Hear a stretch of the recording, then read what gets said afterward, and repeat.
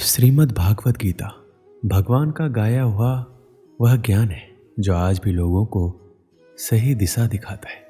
जिस तरह आज हम कई बार तमाम कारणों के चलते अपने कर्तव्यों से विमुख हो जाते हैं और हार कर समस्याओं से पलायन करने लगते हैं, उसी प्रकार महाभारत के युद्ध के समय निराश असमंजस की स्थिति में दिखाई देते हैं। तब भगवान श्री कृष्ण ने उन्हें जो दिव्य ज्ञान दिया वह गीता के रूप में हमारे सामने है। कलयुग की आपाधापी भरी जिंदगी में आखिर क्यों जरूरी है गीता का पाठ, इसे जानने के लिए आपको गीता का सिर्फ पठन नहीं बल्कि मनन करना होगा।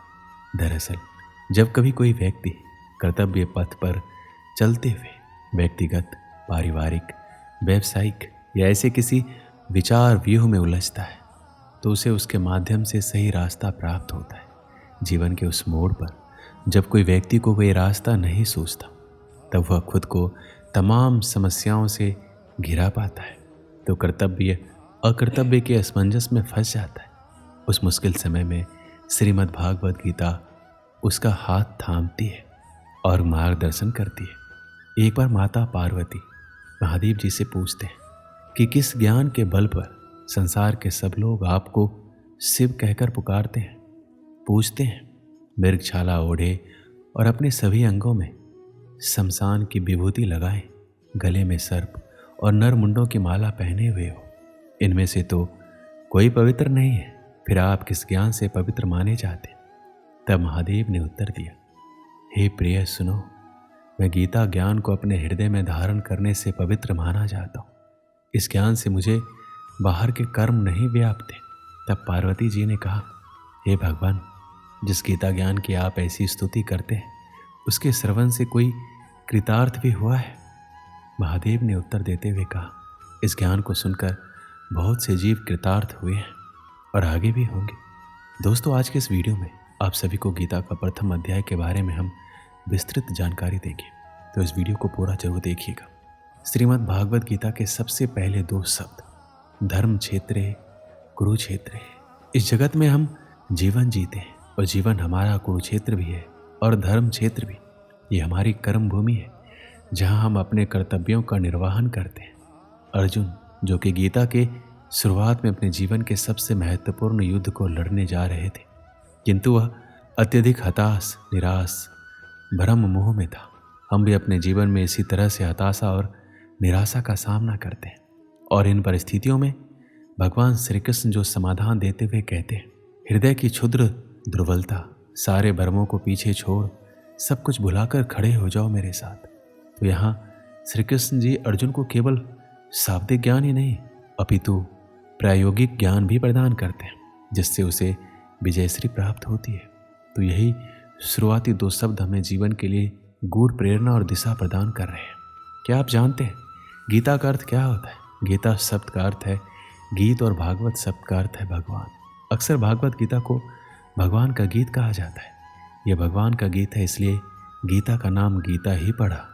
गीता में लिखा है, क्रोध से भ्रम पैदा होता है, भ्रम से बुद्धि व्यग्र होती है, जब बुद्धि व्यग्र होती है तब तर्क नष्ट हो जाता है और जब तर्क मरता है तो मनुष्य का विवेक नष्ट हो जाता है और उसका पतन शुरू हो जाता है। इस आधार पर कई ज्ञान और बुद्धि को खोलने वाली बातें लिखी है। जब हम शत्रु और समस्या को देखते हैं तो हमें बहुत ही बड़ी और विकराल दिखाई देती है और मन में ये डर भी रहता है कि अगर हम इसमें घुस गए तो क्या होगा? क्या हम इस समस्या से बाहर आ पाएंगे? क्या हम जीत पाएंगे? कुछ इसी प्रकार की सोच से दुर्योधन भी गुजर रहा था। दुर्योधन गुरु द्रोणाचार्य से कहता है कि बड़े बड़े धनुष वाले तथा युद्ध में भीम और अर्जुन के सामने सूरवीर तथा महारथी राजा द्रुपद, चिकितान तथा बलवान काशीराज, पुरुजित, सुभद्रा पुत्र अभिमन्यु एवं द्रौपदी के पांचों पुत्र, ये सभी के सभी महारथी हैं। इससे हमें ये पता चलता है कि चाहे शत्रु हो या शत्रु की जैसी समस्या, उसके बारे में सब कुछ जानना चाहिए। समस्या के हर पहलू से हमें वाकिफ होना चाहिए और उसके हर अंग के बारे में हमें मालूम होना चाहिए, जैसे कि उस स्थिति में दुर्योधन भी कर रहा था। इसमें दुर्योधन आगे द्रोणाचार्य से कहता है, हे ब्राह्मण श्रेष्ठ, पांडवों की सेना के योद्धाओं को तो आपने देख लिया। उसके बाद दुर्योधन अपनी सेना के महारथियों का परिचय देता है। समस्या के बारे में सब कुछ जान लेने के बाद अपने पक्ष में सोचने की बारी आती है। दोस्तों, हमें ये भी जानना होता है कि हमारे पक्ष में कौन कौन से मजबूत बिंदु हैं जिससे हम उस समस्या पर विजय प्राप्त कर सकते हैं। जिस तरह से हम वर्तमान समय में हमारे जोखिमों का आकलन करते हैं, वैसे ही दुर्योधन भी अपनी शत्रु की सेना को देखते हुए, दोनों सेनाओं के योद्धाओं की बात करते हुए आगे होने वाले युद्ध के लिए तैयार हो रहे हैं। चुनौती को हर तरीके से समझकर ही उससे विजय प्राप्त की जा सकती है। युद्ध में जब तैयारी होती है तो वो दोनों तरफ से होती है और हर पक्ष अपने विजय की आशा में अपनी सेना को भरोसा देता है। प्रेरणा तो हम सभी को चाहिए, और जैसे कि हम सभी ने देखा है कि कैसे सब लोग युद्ध को जीतने के लिए अपने अपने प्रयास कर रहे थे। महाभारत का युद्ध ऐसा था जिसमें हर बड़ा योद्धा भाग ले रहा था, और ऐसे मौक़ों को कोई कैसे छोड़ सकता था। इसमें हमारे लिए ध्यान देने वाली बात यह है कि सच्चा योद्धा तो वही है जो युद्ध के लिए तत्पर रहे, युद्ध को अपना जीवन माने या चुनौती माने, जो भी माने, परंतु इसके लिए हमेशा तैयार रहे। श्री कृष्ण कहते हैं कि मनुष्य स्वभावतः वह सब कुछ पाने का पात्र नहीं है और जो वो चाहता है। हम सब चाहते हैं कि हम स्वतः ही किसी चीज़ के हकदार हैं, तब हम उसे पाने के लिए दूसरों के आगे पीछे चलना शुरू कर देते हैं। जब भी हम दुर्योधन के बारे में सोचते हैं तो वह एक ईर्ष्यालु और व्यक्ति के रूप में सामने आता है। लेकिन क्या आपने कभी ये सोचा है कि हम सभी में कहीं ना कहीं दुर्योधन भी है? हम ईर्ष्यालु हो सकते हैं और हम वही चाहते हैं जो दूसरों के पास है। कार्य के पीछे का इरादा ही मायने रखता है। जो लोग केवल कर्म के फल की इच्छा से प्रेरित होते हैं वो दुखी होते हैं, क्योंकि वो जो करते हैं उसके परिणाम के बारे में लगातार चिंतित रहते हैं। इस दुनिया में ज़्यादातर लोग अपने अहंकार के कारण बर्बाद हो जाते हैं। वो विश्वास या भरोसे से ज़्यादा अपने ईगो को महत्व देते हैं। आदमी का अहम और वहम दोनों उसे सफलता की सीढ़ियाँ चढ़ने नहीं देता, क्योंकि एक अहंकारी आदमी की दुनिया उसी से शुरू होती है और उसी पर ख़त्म हो जाती है। हर व्यक्ति के अंदर किसी न किसी तरह का घमंड होता ही। ये मनुष्य का एक स्वभाव है। जब हम खुद को ज़मीन से जुड़ा हुआ पाते हैं तो हमारे नीचे गिरने का सवाल ही पैदा नहीं होता।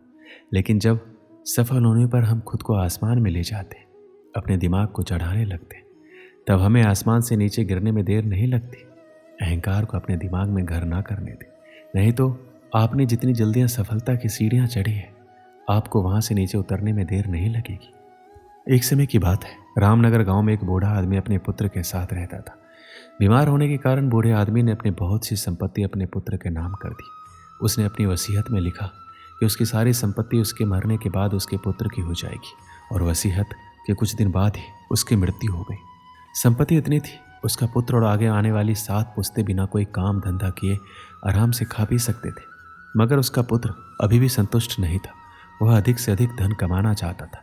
इसलिए उसने अपने सभी अचल संपत्ति बेच दी और भिन्न भिन्न वस्तुओं की खरीद कर उसका व्यापार करना आरंभ कर दिया।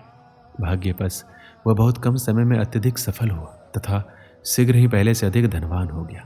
उसने इतना अधिक धन इकट्ठा कर लिया कि दूसरे व्यापारी उससे ईर्ष्या करने लगे। कभी कभी दूसरे व्यापारी या उसके मित्र उससे सफलता का रहस्य पूछते तो वो कहता, मैं इसलिए उन्नति कर रहा हूँ कि मैं अपने धंधे को समझता हूँ और कठोर परिश्रम करता हूँ, और मैं अपने ग्राहकों को भी खुश रखना जानता हूँ। चूँकि उसने सचमुच व्यापार में तरक्की की थी, इसलिए उसके मित्र और अन्य व्यापारी उसकी सीखीबाजी को सच मानते थे।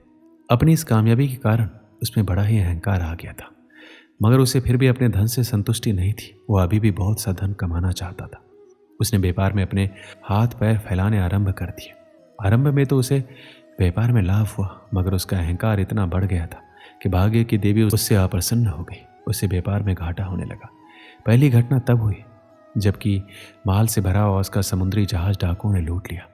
दूसरी घटना में माल से लदा जहाज अरब सागर में डूब गया। उसके भाग्य में कुछ न कुछ अपशगुन उत्पन्न हो गया था। तीसरी घटना ने उसे बिल्कुल ही उखाड़ फेंका। वह दर दर का भिखारी बन गया। उसका सारा व्यापार चौपट हो गया। उसकी यह दुर्दशा देखकर उसके मित्रों ने पूछा, भाई तुम्हारी यह दुर्दशा आखिर कैसे हुई? इस पर उसने अपने भाग्य को कोसा और कहा, क्या बताऊं, किस्मत ने साथ नहीं दिया। भाग्य की देवी ये बात सुनकर अप्रसन्न हो गई। वह साक्षात उसके सामने प्रकट होकर बोली, तुम सचमुच बहुत अकृतज्ञ हो। जब तक तुम सफलता की सीढ़ियां चढ़ते रहे तब तक तुम उसका सारा श्रेय खुद लेते रहे, मगर जैसे ही हालात खराब हुए तुमने भाग्य को धिक्कारना आरंभ कर दिया। याद रखो, मनुष्य की अहंकार ही उसे ले डूबता है। इस कहानी से हमें क्या सीख मिलती? अहंकार से व्यक्ति का सर्वनाश हो जाता है और हमें कभी अहंकार नहीं करना चाहिए। दोस्तों, इस वीडियो में बस इतना ही। मिलते हैं अगली वीडियो में, अपना ख्याल रखिएगा। जय श्री कृष्ण।